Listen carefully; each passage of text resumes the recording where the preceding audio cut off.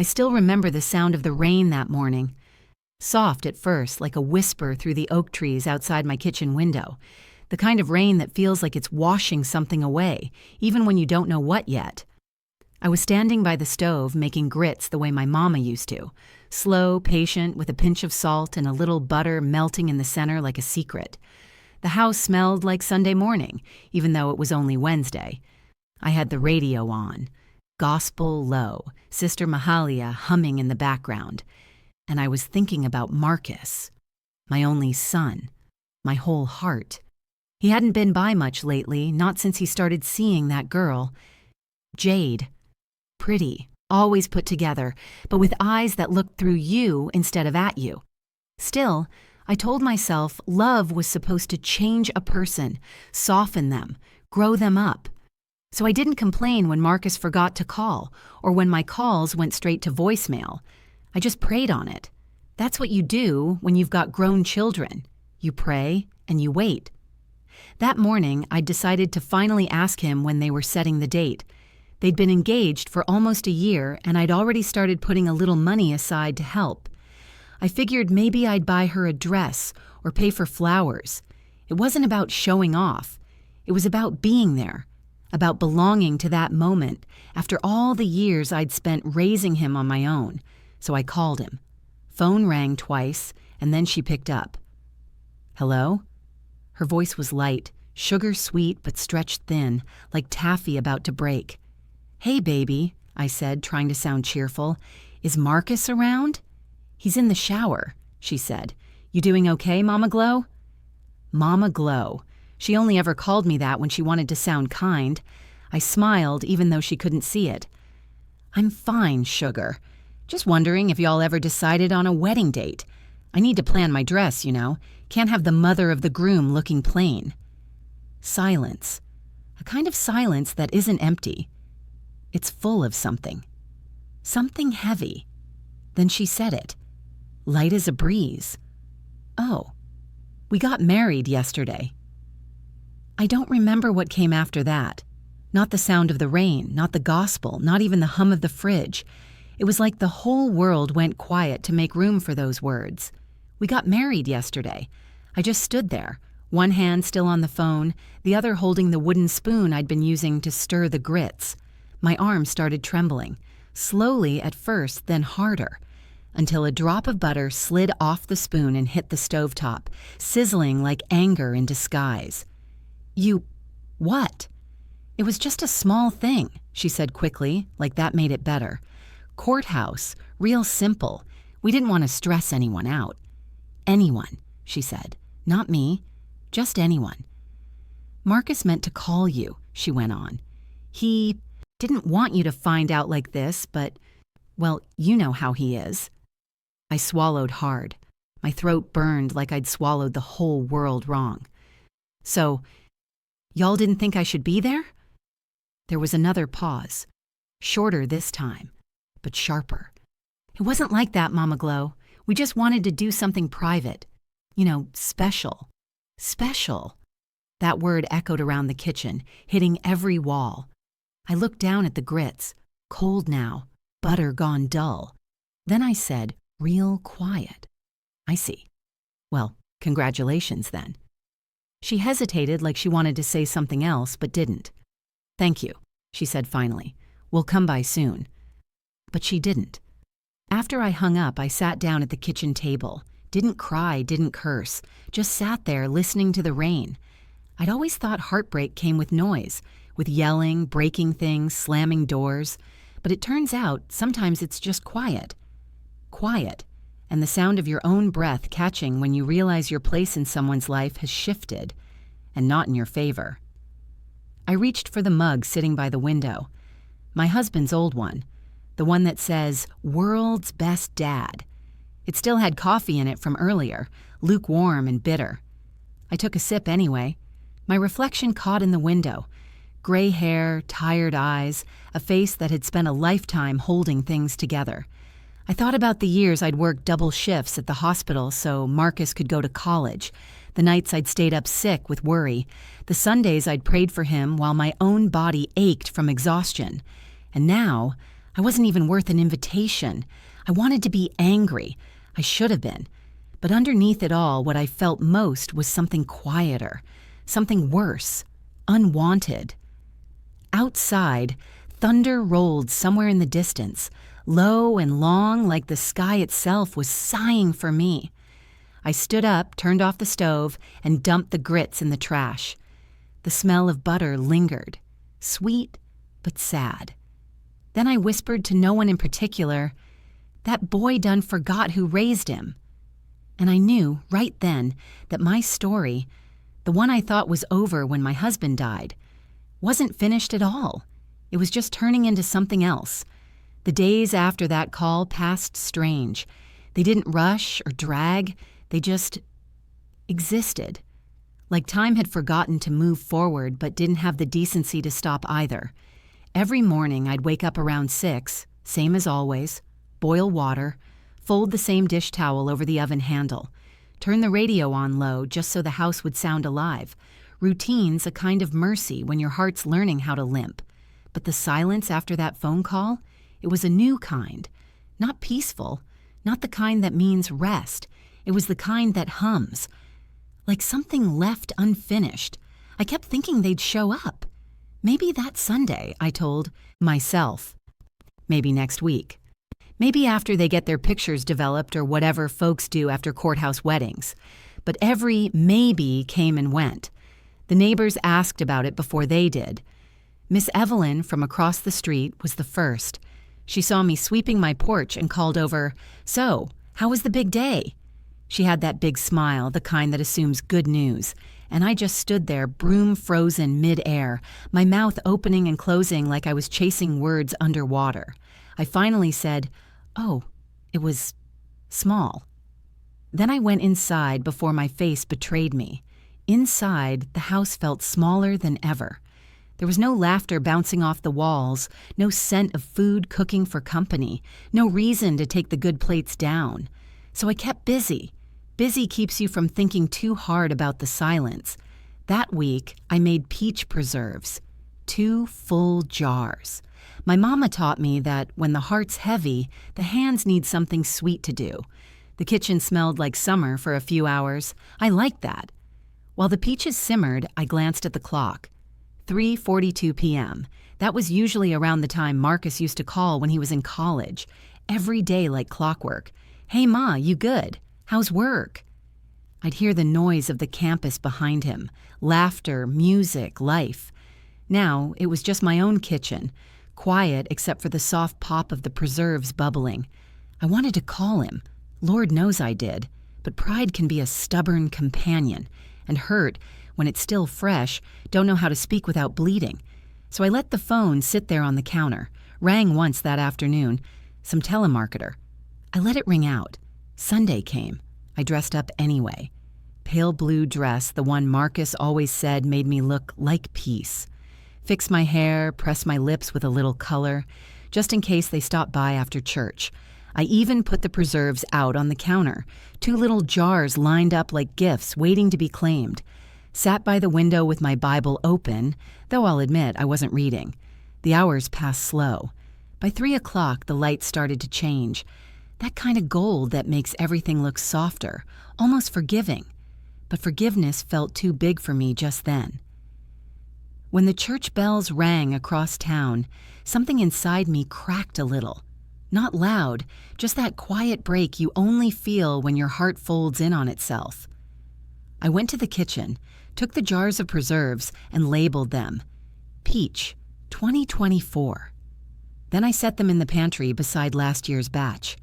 Untouched. That night, while I washed the dishes, I caught my reflection in the window again. Same face, same tired eyes, but there was something different in them this time. Something small and sharp. Disbelief turning into realization. See, up until that night, I still thought maybe it was all a misunderstanding. Maybe Jade didn't mean to sound so cold. Maybe Marcus was just overwhelmed. But people show you who they are, not in what they say. It's in what they don't do. And not showing up.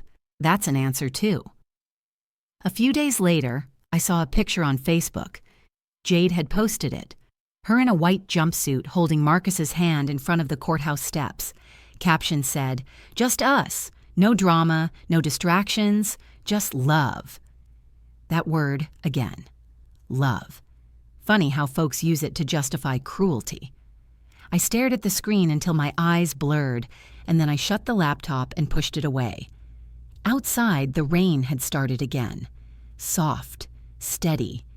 Same as that morning when she told me. I thought about calling him one more time, to ask why, to demand an answer, to make him look me in the face and say what she already had. But something in me, something old, maybe from my mama's side, whispered, "Don't chase what's running from you." So I didn't. Instead, I went to bed early, pulled the blanket up to my chin, and stared at the ceiling until the fan's slow rhythm became my heartbeat. And in that dark, I made myself a quiet promise. Not out loud, not even in words, but in something deeper. That this time, I'd let silence be my teacher. Because silence don't lie. It just tells the truth slow. It was near dusk when the knock came, that soft gray hour when the sky don't know if it wants to turn blue or give up and fade to black. I was sitting at the table, stringing green beans into a bowl, the radio murmuring low. I'd gotten used to the quiet, not comfortable with it, but acquainted. 3 knocks. Not a neighbor's knock, not the postman. A knock that carried memory. I knew that rhythm before I even turned my head. Marcus. I didn't rush to open the door. I wiped my hands slow, set the bowl aside, took a long breath to settle the tremor in my chest. When I did open it, there he was. My son. My baby. And yet, not. He looked older somehow. Not in years, but in spirit. The kind of tired you get when you've been living wrong and calling it love. "Hey, Ma." His voice was soft, familiar, but it landed strange now, like a note played off key. I didn't say anything, just stepped aside and let him in. He hesitated at the threshold, eyes darting around like he was checking if Jade had left a mark here too. But this was my house, my air, my quiet. And he felt out of place in it. He stood near the counter, hands in his pockets, like a boy again. I went back to my chair, started stringing another handful of beans. "Want some sweet tea?" I asked without looking up. He nodded. "Yeah, sure." I poured it into a glass, the tall kind with the crack down one side that I still refused to throw away. When I handed it to him, our fingers brushed, and for a second I felt something, a flicker of what used to be there. But grief is funny like that. It makes even love feel heavy. "So," I said, breaking the silence, "how's married life treating you?" He took a slow sip, eyes on the table. "It's good. Different, but good." That sound came out sharper than I meant it to. He shifted. "Ma, I wanted to come by sooner, but things have been hectic. You know Jade's been working extra hours, and we didn't want distractions." I finished for him. He froze. "That's not what I saw the post, Marcus. The one about just love, no distractions." He set the glass down hard enough to make the ice rattle. "That wasn't about you, Ma." I met his eyes for the first time then. "You sure?" 'Cause it read like it was. The air between us thickened. He rubbed the back of his neck, same nervous habit he had as a boy when he'd get caught lying. "Jade didn't mean anything by it," he muttered. "She just wanted to keep things simple." I nodded slowly. "Simple's good. But leaving your mama out of your wedding, that ain't simple. That's deliberate." He sighed, rubbing his temples. "Ma, can we not do this right now? I came to see how you're doing." I smiled, small, tired, but sharp enough to cut. "Oh, baby, you don't get to forget me for a month and then act like you checking on my blood pressure." He winced. "That's not fair." "Fair?" I said quietly. "You talking to a woman who raised you on double shifts, fed you when I couldn't feed myself, and still managed to keep a roof over your head. Fair left this house a long time ago, Marcus." He went quiet after that. Didn't argue. Didn't apologize either. Just looked at me like he didn't know who I was anymore. But the truth was, he didn't. He stayed standing, shifting his weight from foot to foot. The ticking clock filled the silence like a slow heartbeat. "Ma," he said finally, voice low, "I didn't come to fight. I came to tell you we're moving." "Moving?" "Yeah, Jade got a new position. Out in Raleigh. Better pay. We'll be leaving next month." For a moment, I thought I misheard him. "Raleigh, North Carolina." He nodded. "Yeah." Something in my chest dropped, not like a fall, but like a slow sinking. "So that's it," I said. "You came here to tell me goodbye?" He looked pained. "No, Ma, we'll visit. It's just—" I laughed, soft, dry, humorless. "Visit? You couldn't drive across town to tell me you got married, and now you talking about visiting from another state." He tried to speak, but the words just tangled up and died in his throat. I stood then, slow but steady, walked past him to the window. The sky outside was deepening, blue bruising into night. "You know what hurts the most, Marcus?" I said, still facing the glass. "It's not that you left me out. It's that you didn't even think I'd mind." He didn't answer. Couldn't. Maybe. After a long silence, he said, "I'll call you, Ma. I promise." I turned then, looked him straight in the eyes. "No, baby, you won't." He blinked, startled. "You'll mean to. You'll tell yourself you will. But every call you don't make will get easier. And one day you'll tell yourself you already called." He opened his mouth, closed it again. His eyes glistened. For a moment, I saw my little boy again, the one who used to bring me dandelions from the yard and call them flowers. Then he looked away. When he left, the air felt heavier. The smell of his cologne, faint, expensive, lingered long after he was gone. I sat back down at the table, the bowl of green beans still half full. I picked up another handful and started stringing again, one by one, snap, pull, toss, the rhythm of a woman putting her hurt to work. Out the window, the porch light flickered on, soft, gold, steady. And for the first time, I didn't wait for the sound of a car turning back into my driveway, because some goodbyes ain't spoken, they're lived. The house felt different after he left. Not quiet. I was used to quiet. But hollow. Like something had been scraped out from the inside. Even the air carried it. The kind of stillness that sits heavy on your chest, like the house itself is holding its breath. I walked through each room that night, slow. My slippers brushing the hardwood, the lights dim except for the lamp in the living room corner. That was Henry's lamp, my late husband. I never could bring myself to move it. The shade still tilts a little to the left. I ran my hand along the back of his old recliner.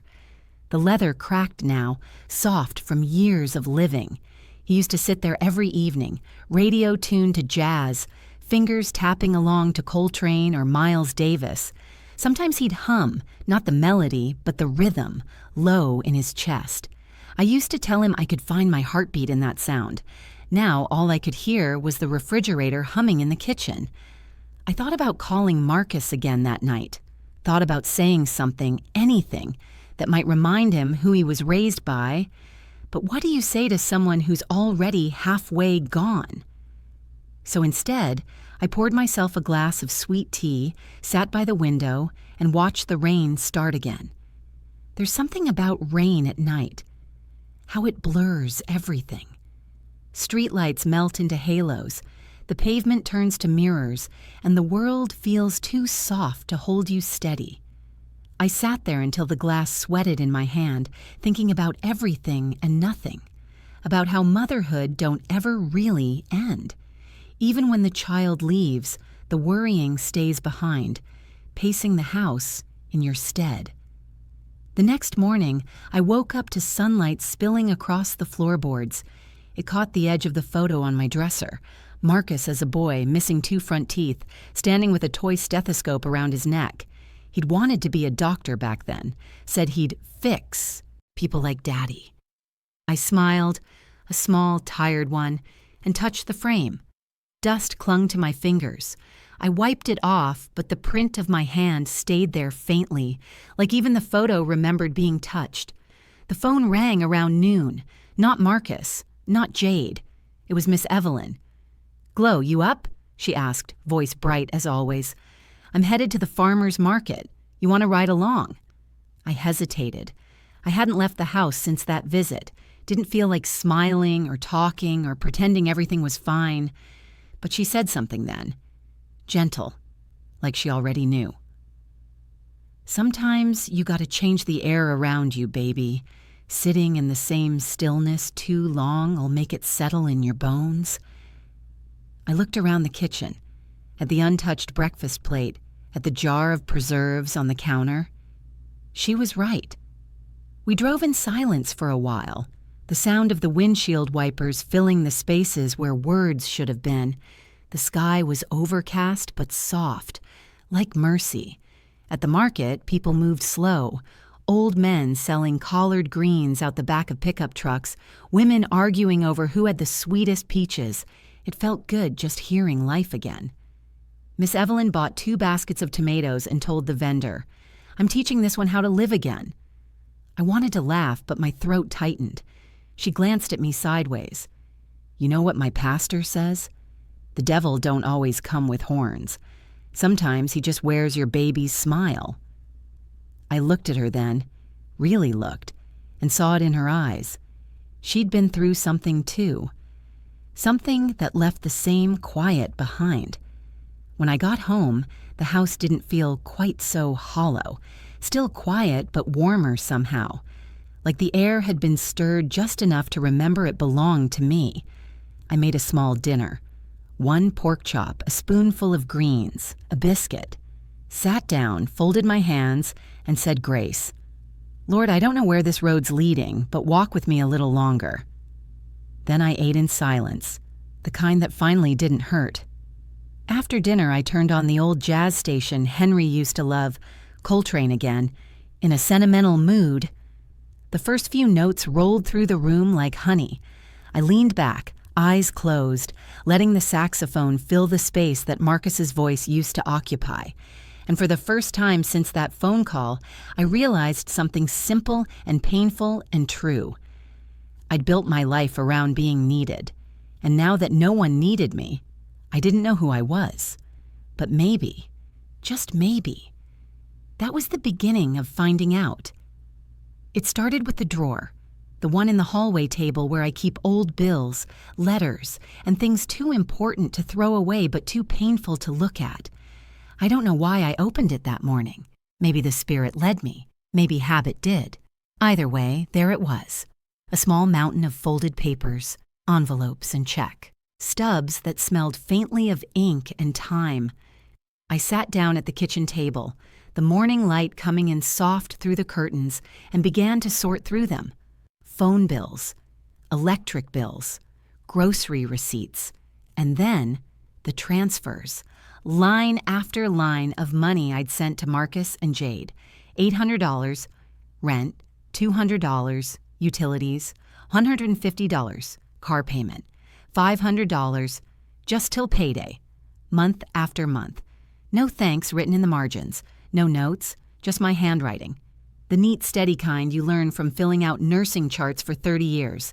I pulled out my calculator and started adding. 8 months turned into a year turned into 3. By the time I was done, the total looked like a stranger staring back at me.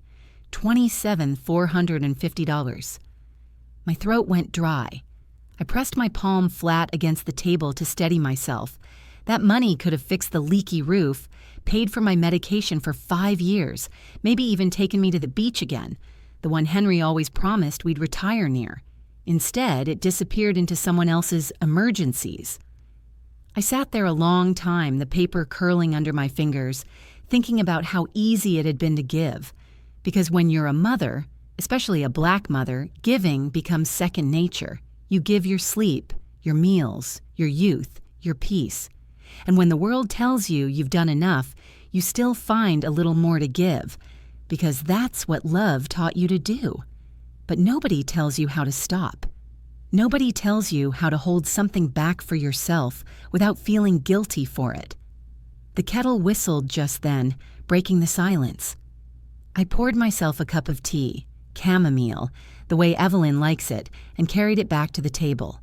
Steam curled up, warm and forgiving. I stared at the papers again. All those years of helping, all those quiet yeses I'd spoken when I wanted to say no. And right there in the middle of my kitchen, I did something small but sacred. I whispered out loud, "No more." The sound startled me. I hadn't said it in so long, it felt foreign in my own mouth, but also right, like the first deep breath after a long cry. Later that day, I took the papers, one by one, and fed them into the fireplace. The edges curled, the numbers turned to ash, and with every slip of burning paper, I felt lighter. Not free yet, but lighter. When the last one burned out, I sat there in the dim glow, my tea cold now, and thought about something Henry used to say, "Baby, peace don't come when folks stop hurting you. It comes when you stop handing them the knife." That man wasn't perfect, but he had wisdom that grew roots. That evening, I walked out to the porch just as the sun was setting. The sky was bleeding gold into blue, the kind of light that makes the world look honest. I sat in my rocking chair, the one Marcus used to curl up beside when he was little. The porch boards creaked beneath me like an old hymn. I watched the streetlights flicker on, one by one, and realized I'd been waiting for something. Not Marcus, not Jade, but myself. The part of me that used to believe love meant endurance. The part of me that thought sacrifice was proof of devotion. But what if it wasn't? What if love wasn't about how much you give, but what you refuse to lose? When the sky finally went dark, I felt something shift. Not loudly, not dramatically, just a gentle click inside my chest. I looked out across the street, saw Miss Evelyn watering her plants under her porch light. She caught my eye, raised her hand, and called out, "Evening glow." "Evening," I called back, smiling for real this time. And for the first time since that phone call, my smile didn't feel like pretending. That night, before I went to bed, I opened the little notebook I keep beside my nightstand, the one I hadn't written in since Henry passed. I turned to a fresh page and wrote one sentence. Tomorrow, I start keeping what's mine. Then I closed the book, set it down, and let the quiet fill the room. Not as punishment this time, but as peace. The next morning, I heard the knock before the coffee finished brewing. 3 short taps, a pause, then one long one.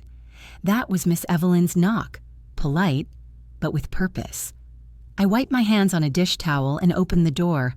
There she was, standing with her sun hat crooked over one eye and a casserole dish wrapped in foil. "Morning glow," she said. "I made too much macaroni. Thought you could help me make it disappear." I smiled, the kind that comes slow, not from joy exactly, but from the comfort of being seen. "Well, come on in before it gets cold," I said. She stepped inside, looked around like she always did, and said, "You been cleaning again." Her eyes landed on the empty fireplace, the faint trace of ash still in the grate. "Burned something, didn't you?" I paused. "Old papers." She nodded, not asking what kind. Just walked straight to the table and started unpacking. Plates, napkins, 2 glasses. "We might as well eat while we talk," she said. We sat down at the table like we'd done 100 times before. Outside, the day was warm. Cicadas humming steady, sunlight pressing against the curtains. Evelyn handed me a plate and said, "Now, what's really going on?" I hesitated, then told her. About Marcus's visit, the move, the silence, the money. Not all at once, just pieces of it, like unthreading a knot. She listened without interrupting, just nodding now and then, humming soft like a church organ under her breath. When I finally stopped talking, she leaned back and sighed. Sounds like you been lovin' on credit, baby, and they done maxed the card."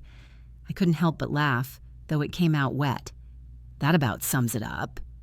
"Let me tell you something," she said, wiping her mouth. Folks like us. Women who gave everything. We forget something important. Peace is an inheritance too. You gotta protect it, same as a house or a will. She reached into her purse and pulled out a folded piece of paper. This man here helped me when my niece tried to pull some nonsense with my house title after my stroke. He's a lawyer, good one, knows all about elder financial stuff. She slid the paper across the table. James Willis, elder law specialist? I frowned. You think I need a lawyer, Evelyn? She looked me dead in the eye. I think you need to stop being the only one in the room without one. Her words hit hard but not unkind. I looked down at the paper, the neat black lettering, the little scales of justice printed at the top. It wasn't that I didn't believe her, it was that I wasn't used to believing in myself that way. We ate in silence for a bit after that. The macaroni was good, creamy, heavy, familiar, the kind of food that fills more than your stomach.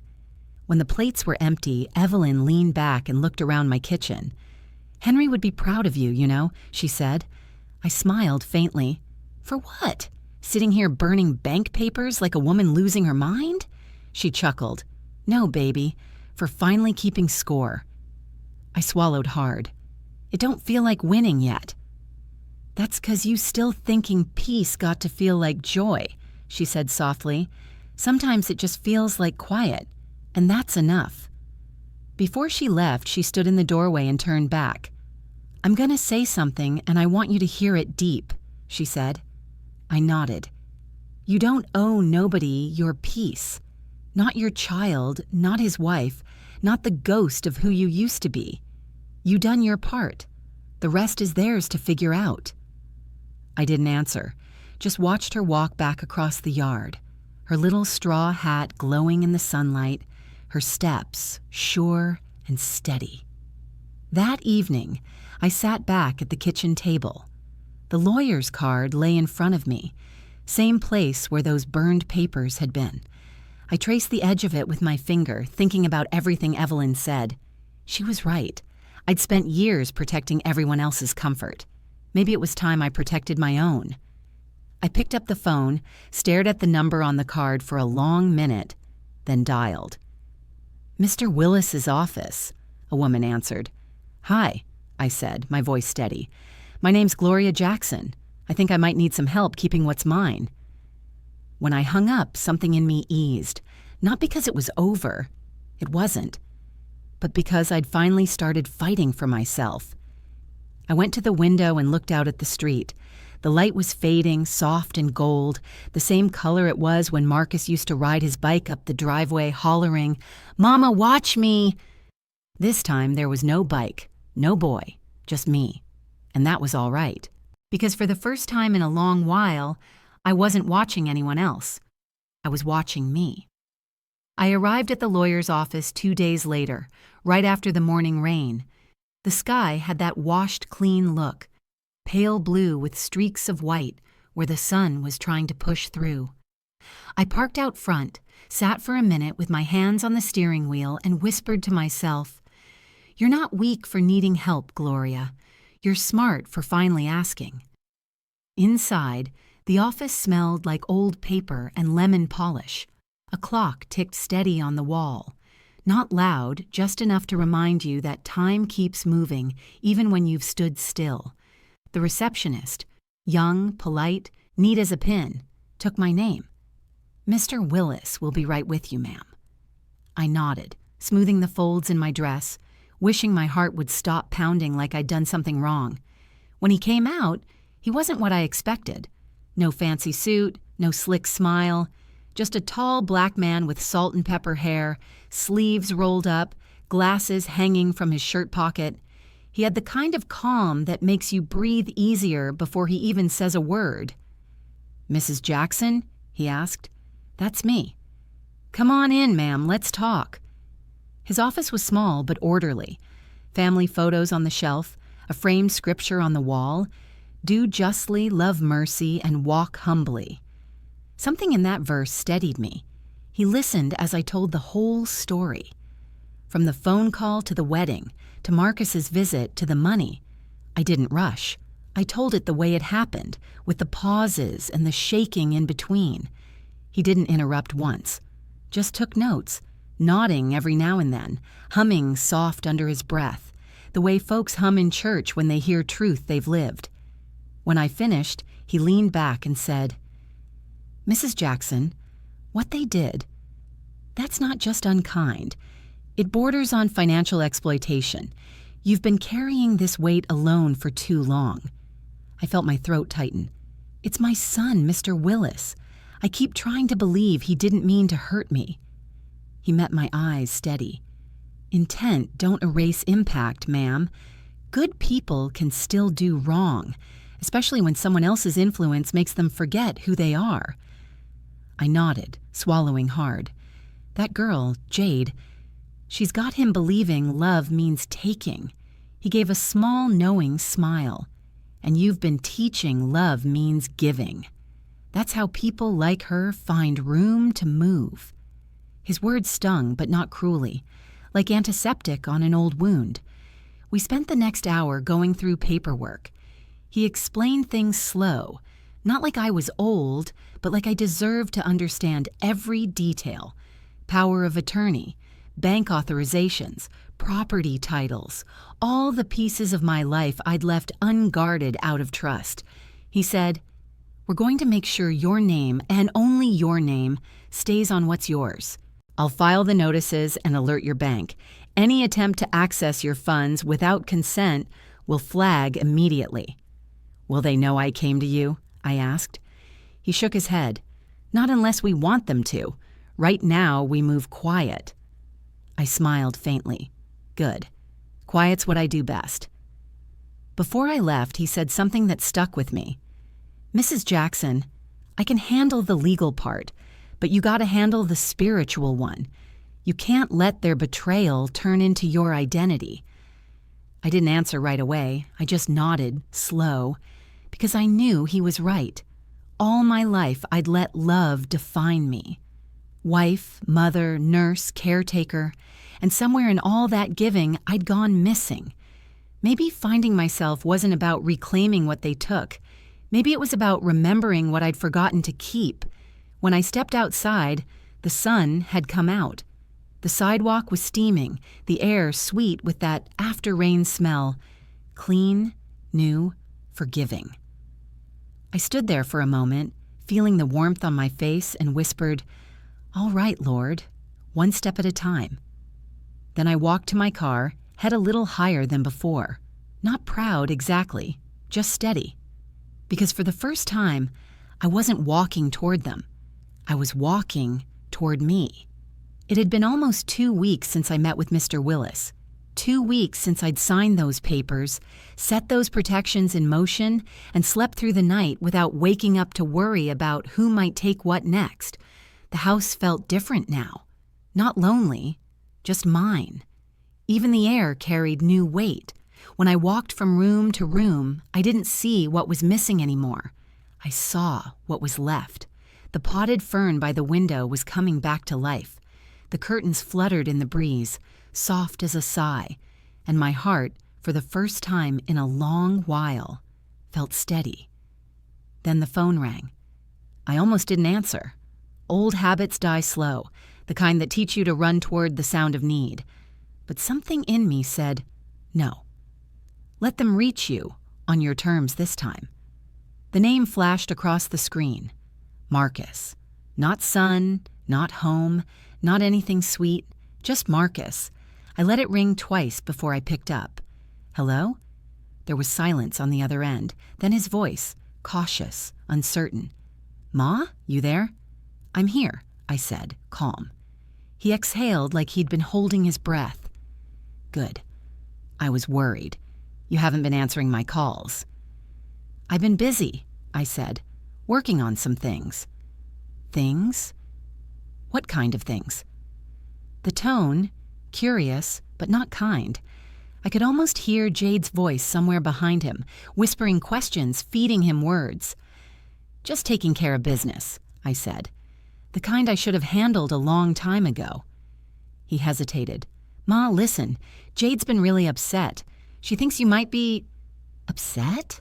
I cut in. Baby, upset's what I was when you forgot to invite me to your wedding. What I am now is awake. He went quiet. The kind of quiet that tells you truth landed. We didn't mean for it to go that way, he said after a moment. We just thought, I don't know, Ma, you can be intense sometimes. I laughed softly. Intense? That what she told you? She didn't mean anything by it. Don't finish that, I said, still gentle, because if you start explaining her words, you'll forget your own. The silence stretched. I could almost see him on the other end, jaw tight, eyes darting toward Jade, searching for the right line to read. Finally, he said, Ma, we might need a little help this month. The move's been expensive and Jade's job hasn't started yet. And there it was. The real reason. I didn't even let the ache form this time. Just took a breath and said, You know, I used to think love meant helping, no matter what. But lately, I've learned something. Love without boundaries is just sacrifice dressed up pretty. What's that supposed to mean? He snapped. It means no, I said, clear as glass. I'm not sending another dime. Ma, you'll figure it out, I said softly. You're a grown man. That's what grown folks do. He went quiet again, but not the guilty kind of quiet. This one was stunned, like he'd met a version of me he didn't know existed.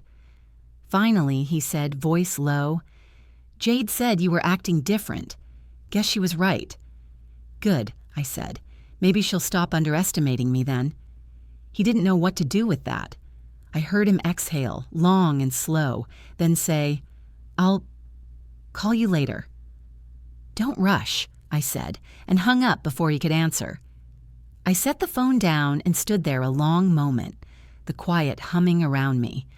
The old me would have cried, would have second-guessed every word, maybe even called him back to make it right. But not this time. This time, I walked to the window, looked out at the garden, and felt something close to peace. The wind was moving through the trees, soft but steady, the kind of wind that carries away what no longer belongs. Behind me, the phone buzzed again. A text this time. We need to talk about your accounts. I smiled, small and sure. Already handled, I typed back. Then I silenced the phone, set it face down on the counter, and turned back to the stove where my kettle was starting to whistle. As the steam rose, I whispered to myself, that's the sound of freedom, baby. And the kitchen, for the first time in years, sounded like home again. It was a Saturday morning when I saw their car pull up, a sleek black SUV, shiny and polished, not a speck of dust on it. I knew it wasn't coincidence. That kind of cleanliness don't wander into old neighborhoods unless it's looking for something. I was watering the ferns, on the porch, still in my robe. The hose sputtered as the car door opened. Out stepped Marcus, shirt pressed, eyes guarded, and behind him, Jade. She had on one of those beige blazers that looks expensive, but says nothing. Perfectly polite, perfectly hollow. I didn't move, just stood there, one hand on the hose, water running down the steps like a slow stream. Morning, I said, calm. Marcus hesitated at the bottom step. Hey, Ma, he said. Hey, baby, I replied, then looked at Jade.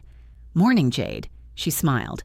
That same stretched, polished smile that never reached her eyes. Mama Glow, you look good. I didn't answer, just turned the hose off, coiled it, and leaned it against the porch rail. Y'all drove all this way to compliment me? Marcus sighed. Can we come in? I looked past him, noticed the engine still running. No need. The porch'll do. He frowned. Ma, come on. The porch'll do, I said again, steady this time. They climbed the steps like folks entering a courtroom. Marcus sat down on the swing, hands clasped, knee bouncing. Jade stood behind him, her hand resting on his shoulder like she was both comforting and controlling. For a moment, none of us spoke. Just the creak of the swing chains and the faint buzz of cicadas from the trees. Then Marcus started, We didn't mean for things to get so tense. Tense, I repeated. That what you call it? He looked down. "You've been ignoring my calls, and Jade said you've been making some changes with your accounts." I nodded. "I have." "Why?" he asked. "You act like we'd do something to hurt you." I met his eyes. "You already did." He flinched. Just barely, but I saw it. Jade jumped in before he could answer. "We didn't come to fight, Mrs. Jackson. We just want to make sure you're making good decisions. Sometimes older folks get confused about finances. And," I held up my hand, "stop right there, sweetheart. You're not about to older folks me in my own yard." Her lips pressed tight. "I didn't mean any disrespect. Then maybe next time, don't start your sentence with 'sometimes older folks.'" Marcus ran a hand through his hair. "Ma, please. We're just trying to help." I looked at him, soft but sharp. "You want to help? Then listen." I leaned forward a little, elbows on my knees. "When you left that day, Marcus, I sat here thinking about everything I'd done for you.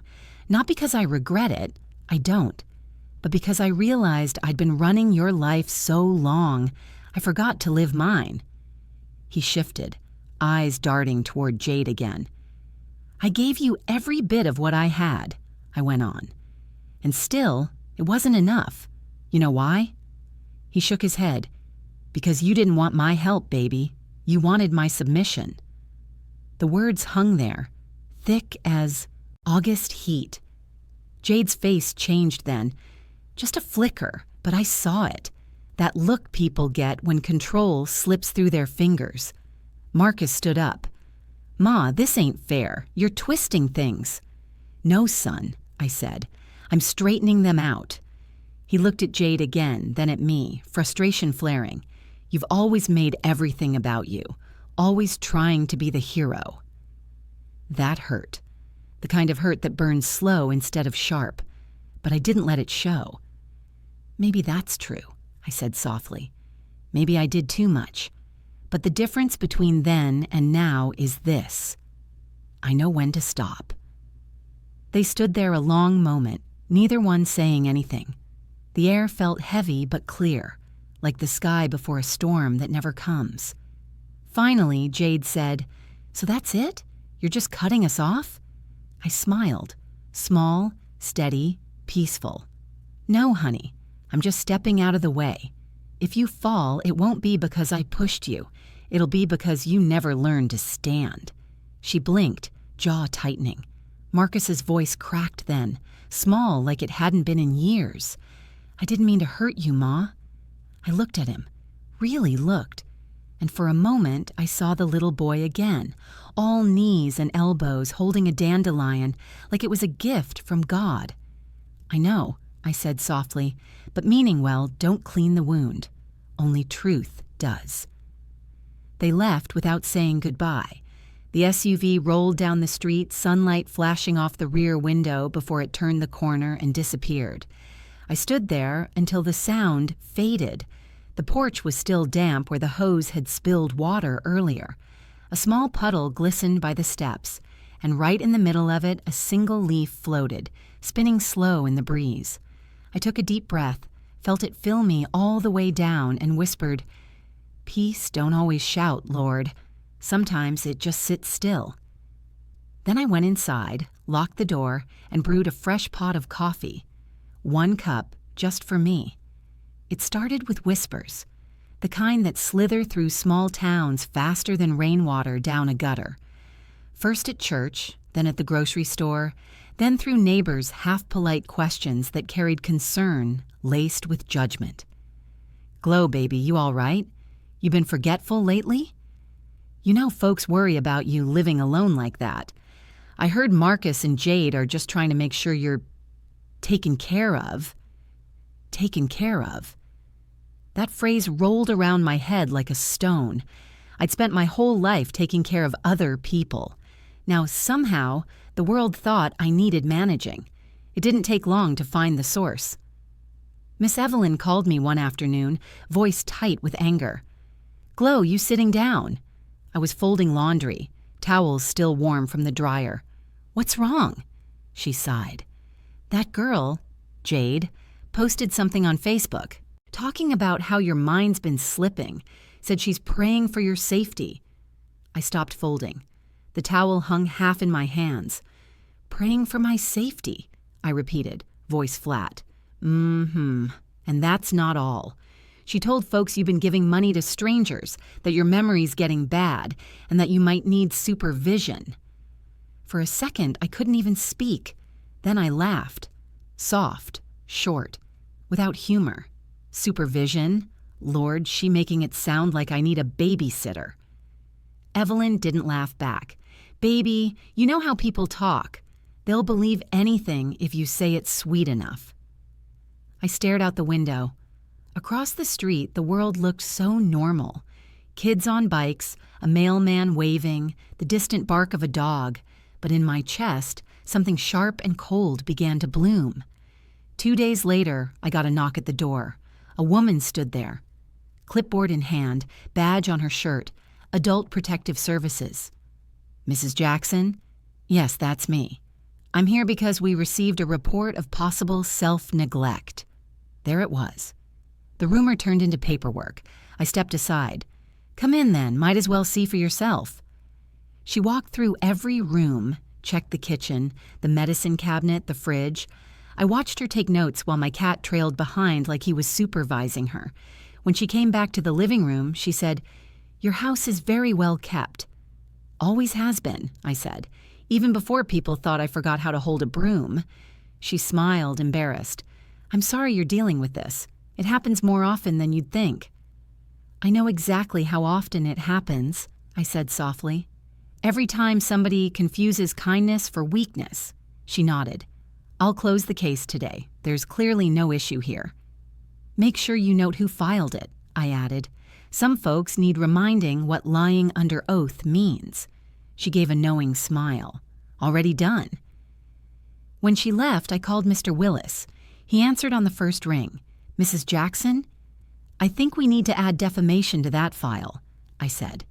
His voice stayed calm, but I could hear the quiet satisfaction underneath. "Already ahead of you. I've drafted a cease and desist letter for Ms. Jade Harper. I'll send you a copy." I leaned back in my chair, the phone warm against my ear. "You're good, Mr. Willis." He chuckled. "No, ma'am. You're just finally fighting on equal ground." That night, I sat out on the porch, the letter in my lap, watching fireflies spark across the yard. Miss Evelyn came by with lemonade, and we didn't talk much, just sat. Finally, she said, "You think they'll stop?" I looked out into the dark. "No, but I don't need them to. I just need them to get out of God's way." The wind picked up then, gentle, carrying the scent of jasmine. And for a moment, I thought, this is what peace feels like when it comes back home. Not loud, not grand, just steady. It took 3 weeks for the hearing to come through. They called it a guardianship review.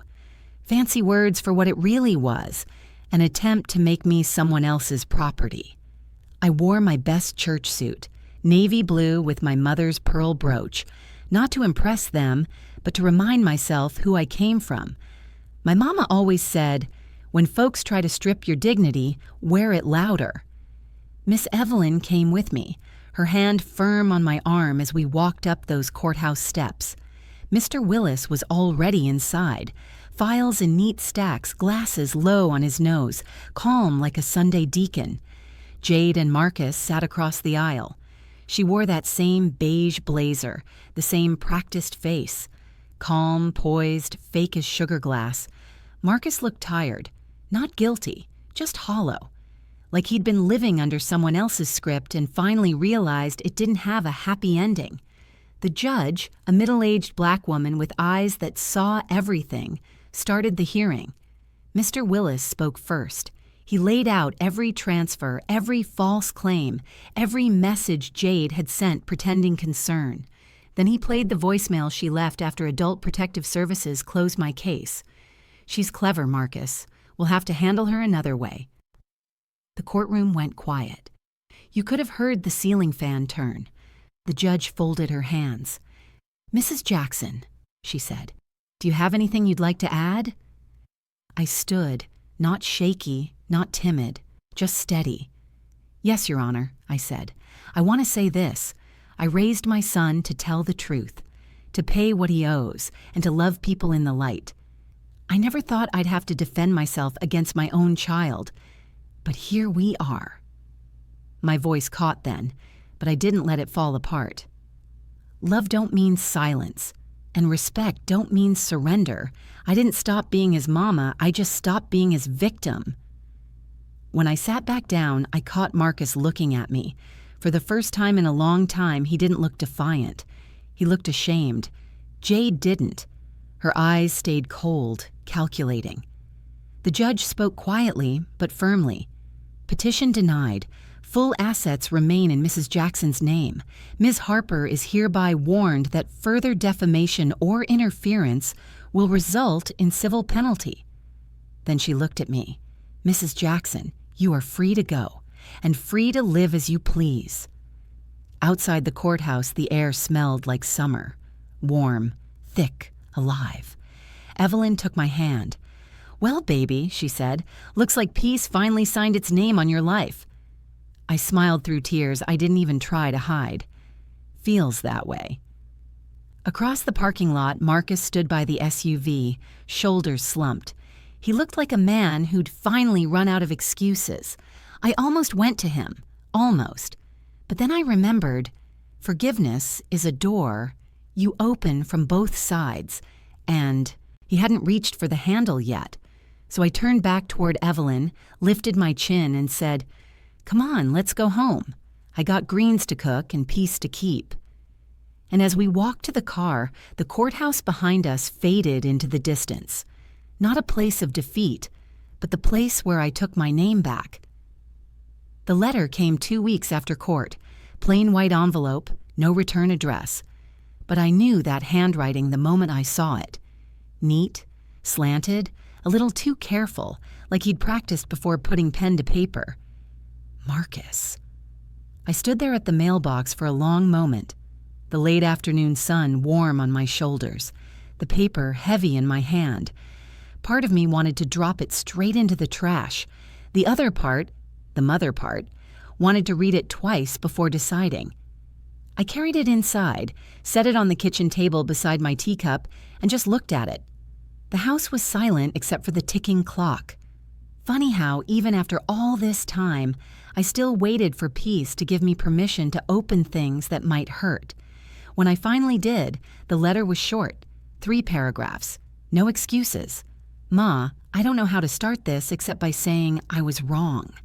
I let someone else's idea of pride get in the way of what mattered. You didn't deserve the way we treated you. I thought I was building a life, but I see now it was built on your silence. When you stopped giving, I finally had to see what I'd become without your help. I didn't like the man I found. We're moving back to Atlanta. I'm not asking for anything. I just wanted to tell you I'm sorry. And if you ever want to see me, or meet your grandson, I'll be waiting. Love, Marcus." I read it once, then again, then set it down. The words didn't feel like manipulation this time. They felt human, like a boy who'd finally run out of pride. I carried the letter to the porch and sat down, the air warm and still. The street was quiet, just the faint sound of cicadas rising from the trees. I traced the edge of the page with my thumb. Part of me wanted to call him. Part of me wanted to throw it away, but mostly I just wanted to breathe without either choice pulling me apart.